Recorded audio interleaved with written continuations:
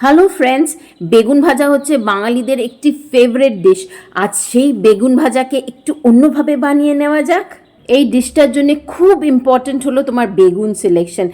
গোল বেগুন যেগুলো হয় সেগুলো নেবে, কারণ আমাদের এই বেগুন থেকে চাকা বের করতে হবে। দেখো, কেটে তুমি এমনি গোল গোল চাকা নেবে। তো যত সুন্দর আর বড় চাকা হবে ডিশটা তোমার ততই ভালো হবে।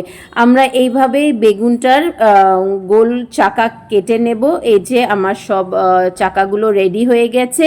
এইবার এতে আমি অ্যাড করে দেবো হচ্ছে সল্ট দিয়ে তুমি খুব ভালোভাবে প্রত্যেকটি বেগুনকে মাখিয়ে নেবে। আর তারপরে এটাকে তুমি রেখে দেবে 15 to 20 মিনিটস, যাতে বেগুনগুলো সফট হয়ে যায়।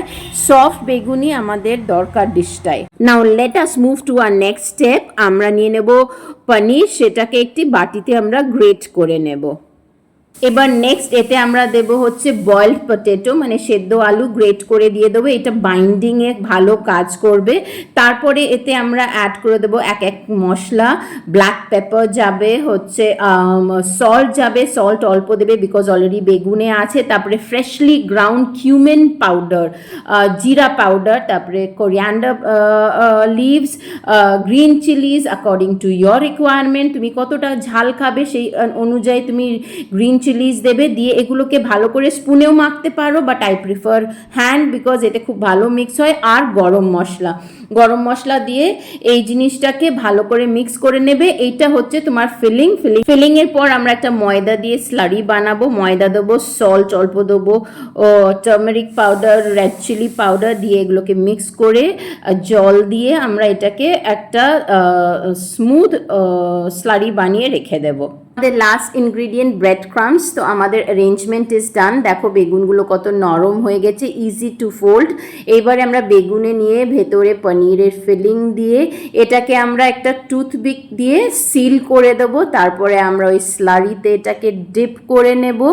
ডিপ করে নিয়ে আমরা ব্রেড ক্রাম্বস দিয়ে মাখিয়ে নেব। তুমি সিঙ্গেল কোটিংও করতে পারো, বাট আমি ডাবল কোটিং করেছি, মুচমুচে যা ভালো হয় বলে। এইভাবে আমরা সব কটাকে ফোল্ড করে এবার লো টু মিডিয়াম ফ্লেমে এইগুলোকে আমরা ভালোভাবে লাল লাল করে ভেজে নেব।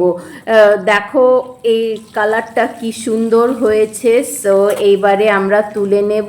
আর এই যে তৈরি হয়ে গেল আমাদের পনির স্টাফড বেগুনি। ভিডিওটি আর রেসিপিটি যদি ভালো লেগে থাকে লাইক আর কমেন্ট করো। পজিটিভ নেগেটিভ যাই হোক একটি কমেন্ট করো, because it is very important for us. পাশে থেকো। Thank you very much.